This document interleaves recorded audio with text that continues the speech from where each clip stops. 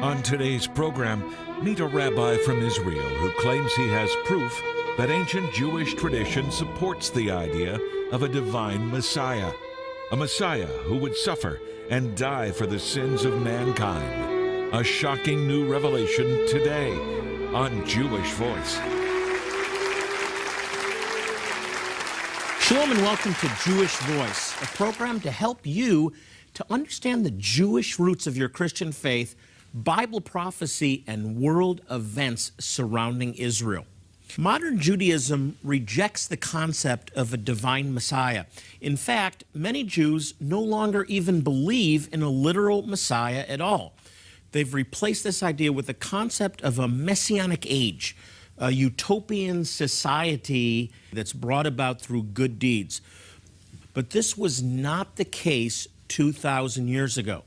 The Jewish people longed for a Redeemer, an anointed one that would deliver them from the tyranny of Rome. My guest today is going to take us back in time. He claims that a divine Messiah was clearly found in Jewish thought. Please welcome perhaps one of the most interesting guests that we've ever had on this program, Rabbi Itzhak Shapira. Itzhak, welcome. Hello. How great to have you. I think, because I've met you and talked to you, that you have one of the most interesting stories and are doing one of the most interesting things of any Jewish believer I've ever met, because you've spent over 15 years. You're Israeli, first of all, right? Yes, yes. I mean, everybody can hear it. You're Israeli. You were brought up in an observant Jewish home. Yes. Just before we go into the research, just give us a quick background. I was raised up in Israel in traditional normative Judaism. As a matter of fact, I thought everybody in the world is Jewish. Okay, the first time I heard about somebody named Jesus, I thought his last name was Christ. Yes, Son of Mr. and Mrs. Christ. Yes. Yeah. So I was raised in Judaism, and that's basically how I was brought up in the traditions of our fathers. So Jesus was a non-issue for you, right? No, I tell you when it was an issue. I was 7 years old in Purim, and I remember asking to be the round table knight. And I came to the tailor, and my mother said to me, run and get your costume. And they handed me the round table knight costume with a cross. That was the first time I saw this cross, and I was terrified. I cried. I said, I will not take it from you, sir, because this is not something that does not belong to us. And I ran in Israel, you had a costume with the cross. In Israel. Whoops. That was my first something to do with Christianity, and that's my first memory. So it repelled you? It repelled, of course. Yeah, we have a 2,000-year history. We could go into that, but what's so unique about your ministry is that you spent over 15 years researching the true identity of the Messiah in Jewish thought. Yes. That's amazing to me. You had to dig through a lot of history. Yes. So talk about that search. You know, I walked into a Messianic synagogue by what I thought was an accident almost 18 years ago, and people were raising their hand, Jonathan, we're doing this and calling on the name of Yeshua. And I think, I don't see the imaginary window. What are they calling on? So I was thinking to myself, I got to find out about this guy. I turned every stone, starting with our own Tanakh, which I thought I knew, going to our Jewish writings, okay, to find out what our people, I could care less what any Christian would tell me about the Messiah, what our people thought about the Messiah, okay, and that's where I found the true identity of the Jewish Mashiach, right there. It was right under my nose, and I didn't even know it. Well, you actually researched materials that most people are totally unaware of. You went back into some very unique Jewish sources. And really, you've taken on one of the toughest debates of all time, that the Messiah was divine in Jewish thought, in ancient Jewish thought. Yes. Talk about that. That's fascinating. Yes, first of all, let's set this record straight, to be honest. If you have 3 Jews, you will receive 10 opinions, okay? I am not going to say that all of Judaism say that the Messiah is divine.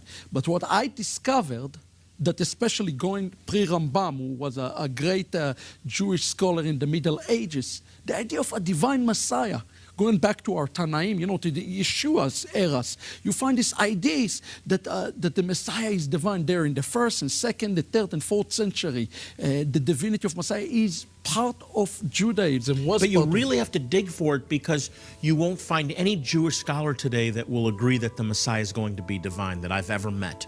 The proof is in the definition. How do we define it?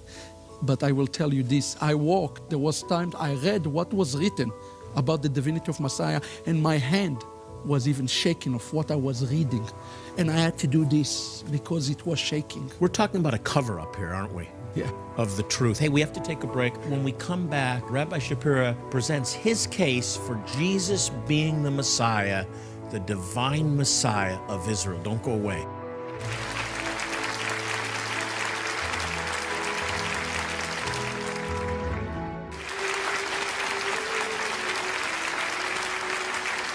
I'm back with a fascinating guest, Rabbi Itzhak Shapira, who recently wrote a new book. It's called The Return of the Kosher Pig. The name of the book, although attention-getting, is not a gimmick. It represents an important Jewish topic. I think it is attention-getting, the return of the kosher pig still.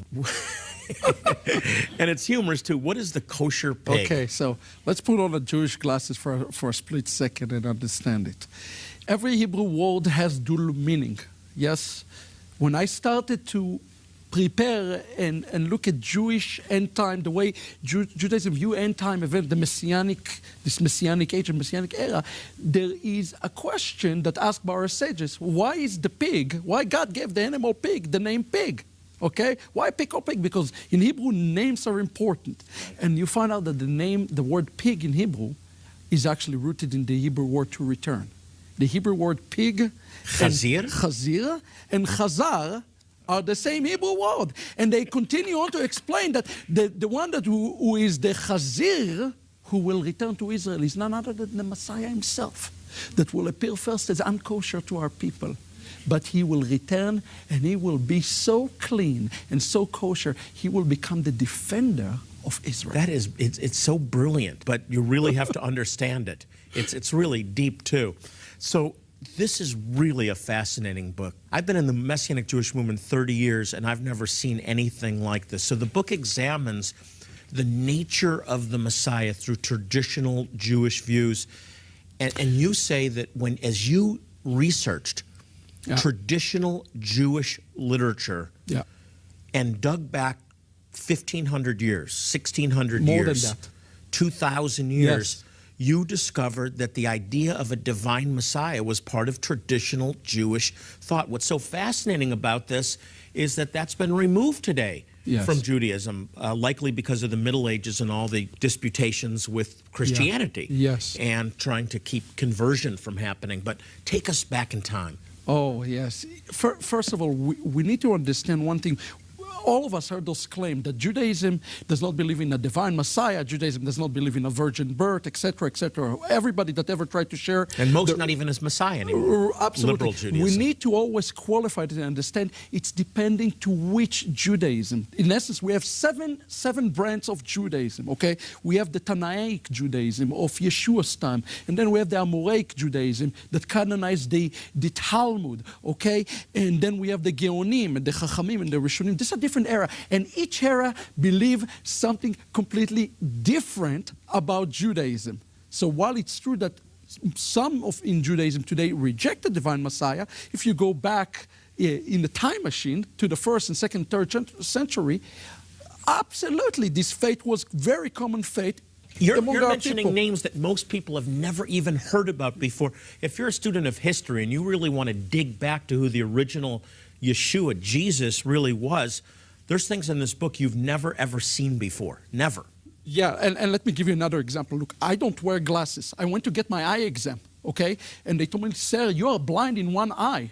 So I came the next day, I memorized the last line, and I tried to read the same line again. There was a problem. They changed the line on me, okay? The problem that when we read the Bible, most of us, we read it in some sort of a blurriness, linguistically and contextually. There is actually 4 layers that I introduce in the book of reading the Bible. The simplistic way, what is called the clue, through sermon or midrashic, what we call in Hebrew midrashic, and through the secrets.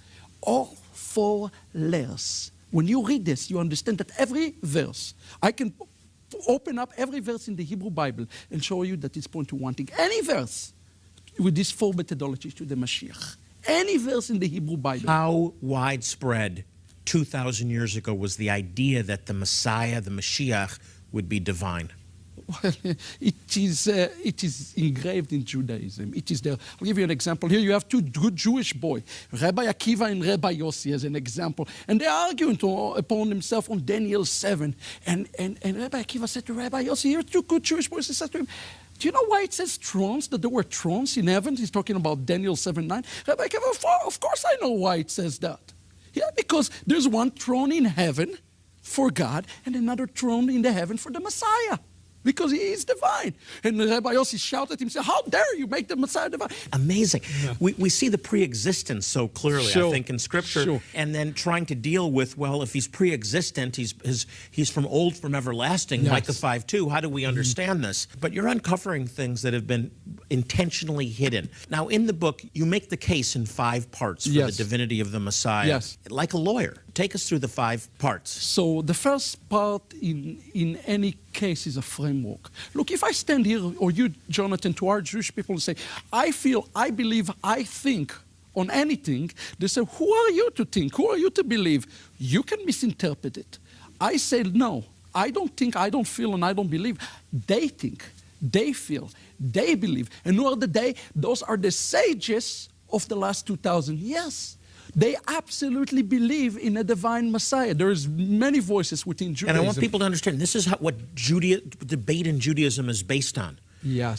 The ancient sages and arguing what they yes. taught and so on. The baseline, again, it is going to be the literal textual meaning of the word. But like I tell you, there are 4 layers of looking the Scripture. Amazingly, even Yeshua himself would use these 4 layers in the New Testament when we read the words of Yeshua. He used those layers when he spoke himself. You see this throughout the Bible, and they point to one thing, at the end of the day, to the divine Jewish Messiah. I want to say, too, one of the purposes of this program is to help restore the Jewish roots of the faith, the Hebraic roots of the faith. And you represent someone that's looking at Scripture through Hebraic eyes yes. with great, great depth. Yes. Okay, so we have the framework, yes. and then the second is the evidence, right? No, actually, before that, we have the identification of the case. You know, it's also an historical book. Judaism had dozens upon dozens of messiahs in the last 2,000 years, false messiahs. Yet there is one name that is hated above any name, and it's the name, the precious name of Yeshua. What makes him hated, really, is what I'm dealing with. What is the charges against him? And his charges is that he claimed to hold the key to the kingdom of God. He held the key to forgive sins, etc., etc. So we need to identify this case. You know, look at Noah in the Scriptures. Okay, Noah is the first prototype of the Messiah. Okay? Now, interesting, if you look at the name Noah in Hebrew, right, he was rejected when he built the ark. His name in Hebrew, most people know, it said Noah found favor in the eyes of God. It's a flip word. Noah and favor is the same word. Very good. But his name great play on also means may his name be blotted out. People don't understand. That's what the name Noah also means. That is exactly the name of the Messiah.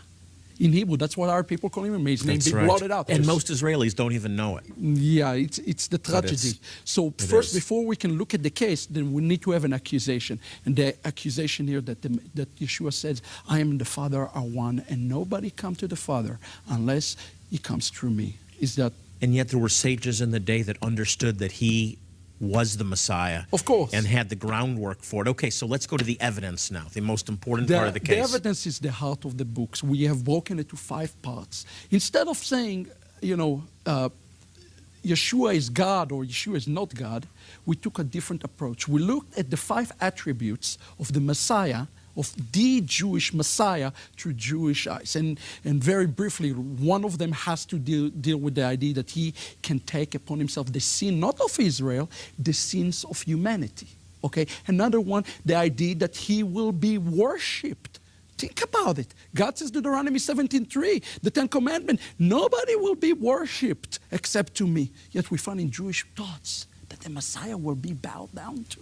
Okay, so we look at through this again through very Jewish eyes. We look at the Torah.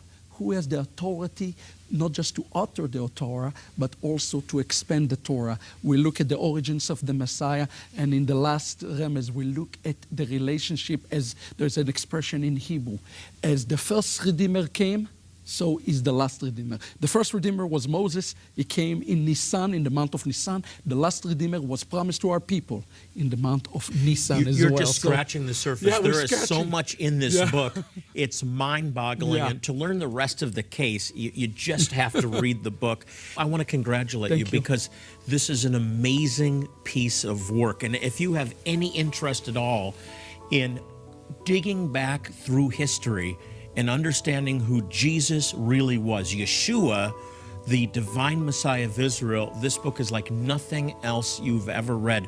The Return of the Kosher Pig, it's one of the most unique books that I've ever seen. It's groundbreaking, and I don't say that lightly, and it provides solid evidence that Yeshua, Jesus, is the divine Messiah promised through the ancient Jewish prophets. Amazing book. We'll be right back.